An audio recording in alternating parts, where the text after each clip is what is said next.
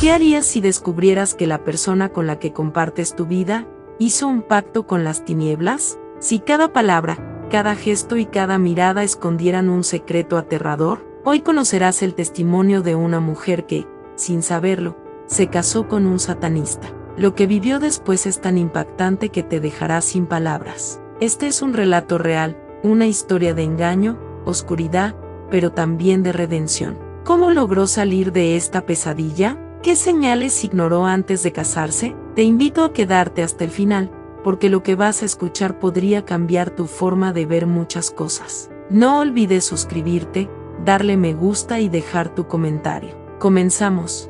Eventualmente conocí al padre de mis hijos en un viaje a Puerto Rico, donde ambos estábamos de vacaciones. Empezamos a salir poco después de conocernos.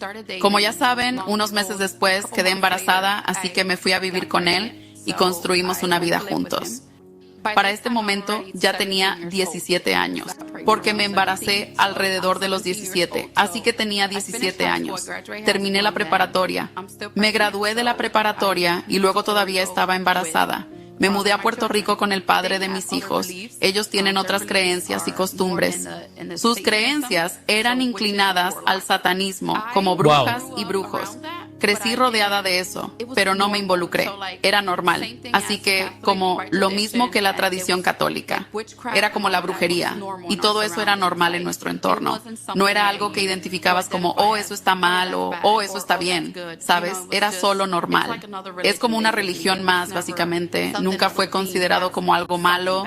Así que, ya sabes, cuando estuve con él era complicado.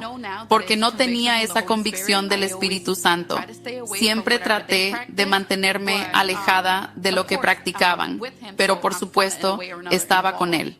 Así que estaba de una u otra manera involucrada en todo esto. Entonces, cuando nació mi hijo, por tradición lo bautizamos en una iglesia católica y por sus creencias religiosas me pidieron que lo bautizara en un templo satánico, que ahora sé que era un templo satánico, pero no lo sabía en ese entonces. Tenía 17 años, era ingenua, era joven. Fuimos a este lugar y lo bautizamos.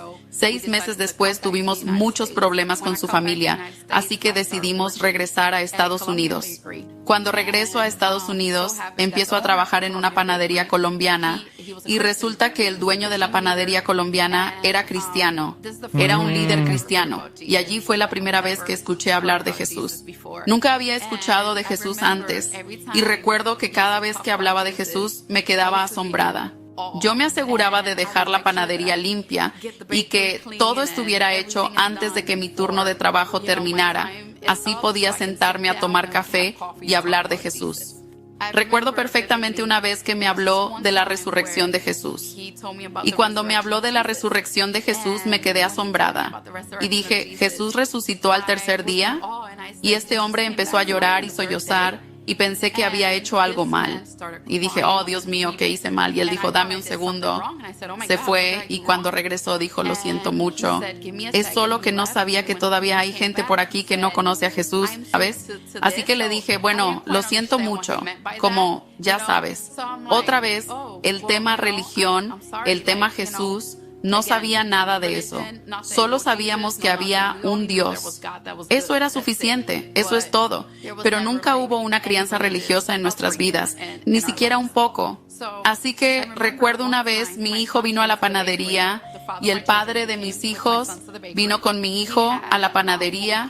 Mi hijo tenía lo que llamamos manita de azabache en el cuello y recuerdo que se acercó a mí y dijo, oye, ¿por qué tu hijo usa eso? Y dije, oh, es para protección. Y me miró y dijo, ¿no crees que Jesús puede protegerlo?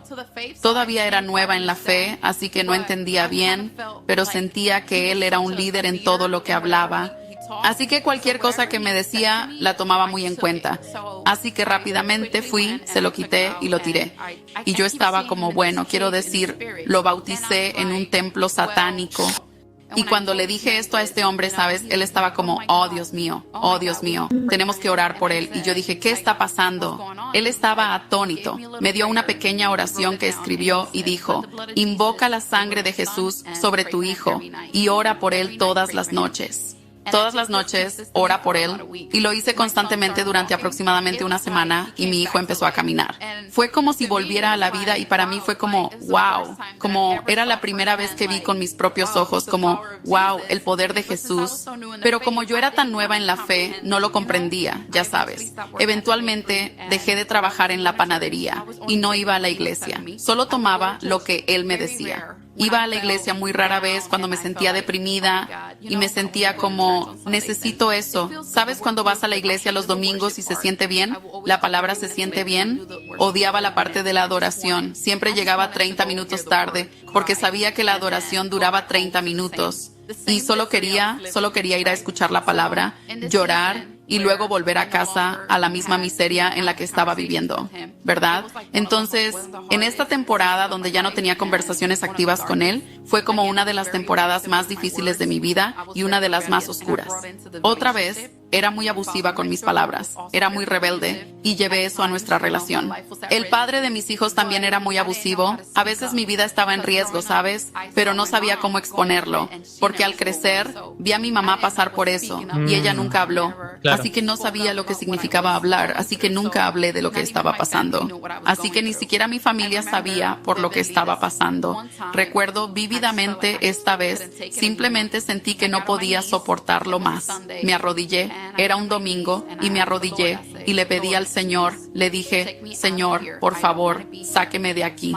No quiero estar aquí, mi vida estaba en peligro, quería salir pero estaba siendo amenazada. Así que empecé a contemplar el cielo porque sentía que la única salida de lo que estaba pasando era matarme porque no sabía cómo pedir ayuda a los demás. No sabía lo que era eso. No sabía quién podía ayudarme. ¿Sabes? Esto también era algo que veía alrededor. Así que no tenía como modelos a seguir a los que pudiera admirar y decir, hey, todo va a estar bien.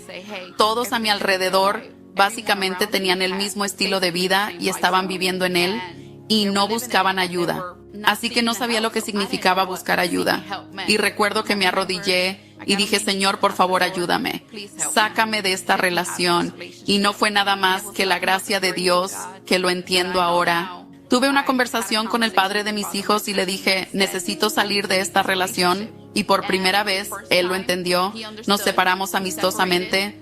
Y en esta temporada, desde los 18 hasta los 24 años, tú sabes, siempre estuve en esta relación.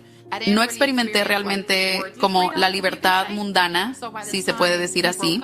Así que cuando terminamos y tenía mi propio lugar, me descontrolé, empecé a fumar marihuana, empecé a beber alcohol, empecé a salir de fiesta, empecé a hacer cosas que nunca había hecho antes. Y me di cuenta de que me sentía tan vacía y pensé que dejar esta relación me haría sentir mejor, pero no fue así. No en absoluto. Me sentía más vacía. Me sentía más perdida, me sentía más deprimida, no podía dormir por la noche. Llegué a un punto en el que dije, está bien, voy a empezar a volver a la iglesia. Empecé a volver a la iglesia todos los domingos y de nuevo saltándome la adoración porque todavía no me gustaba.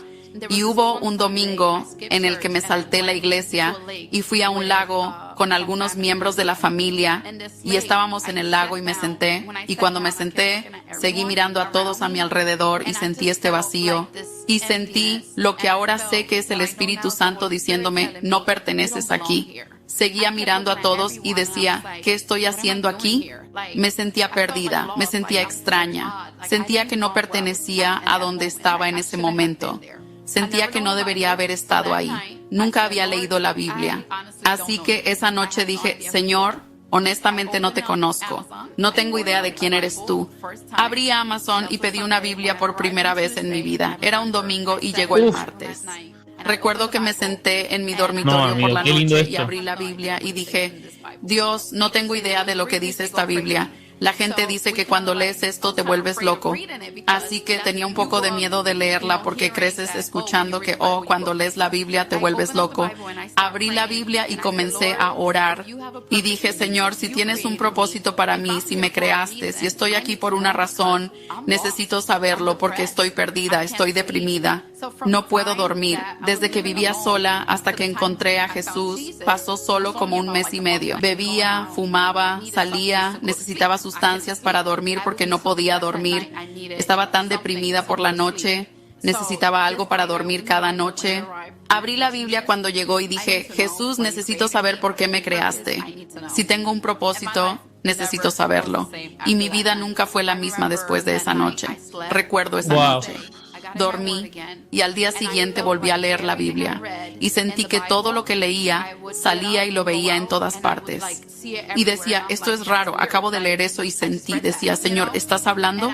¿Así es como hablas? No te conozco. Así que estaba tratando de entender quién es Jesús, quién es Dios, qué me está tratando de decir. Encontré una iglesia a la que fui.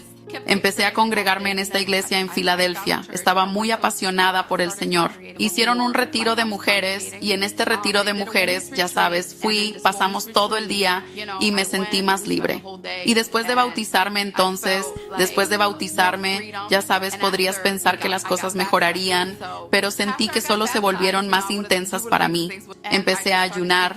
Empecé mi vida de ayuno, empecé a orar, empecé a despertarme a las 3 de la mañana solo para encontrarme con el Señor.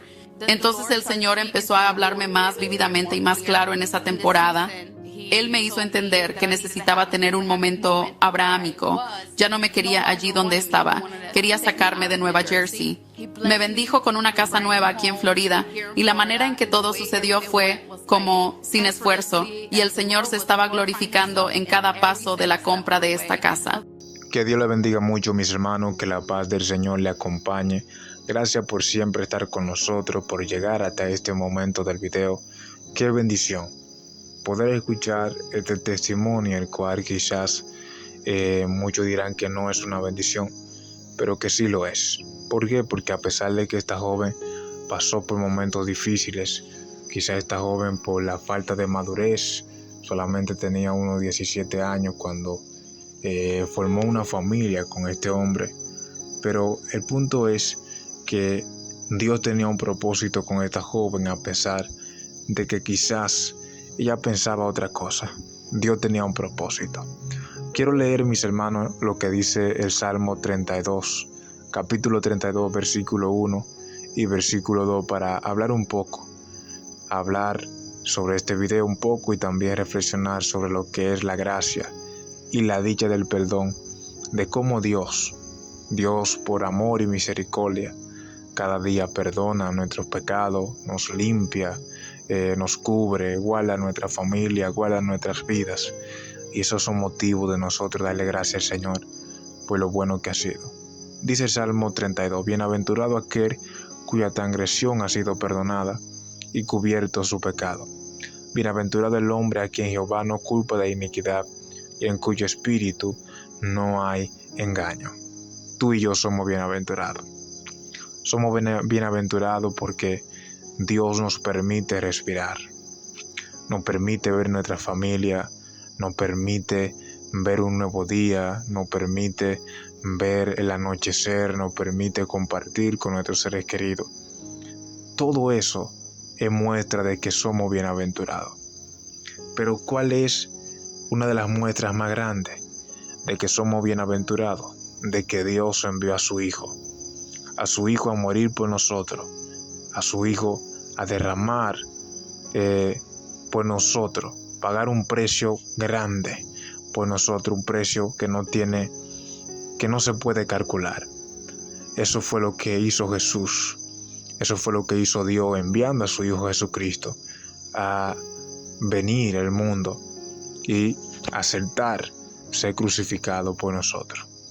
Vemos que esta joven comparte este testimonio de que quizás esta joven dijo, mi vida completa va a ser así con este hombre, pero lo que ella no sabía que el propósito de Dios con ella era mayor que lo que ella pensaba. Y así pasa con nosotros. Los caminos de Dios son más altos que nuestros caminos. Los pensamientos de Dios son más altos que nuestros pensamientos. Así, mis hermanos, que dejen sus comentarios, que Dios les bendiga mucho, Dios les acompañe y por favor compartan este testimonio para que más personas puedan ser bendecidas.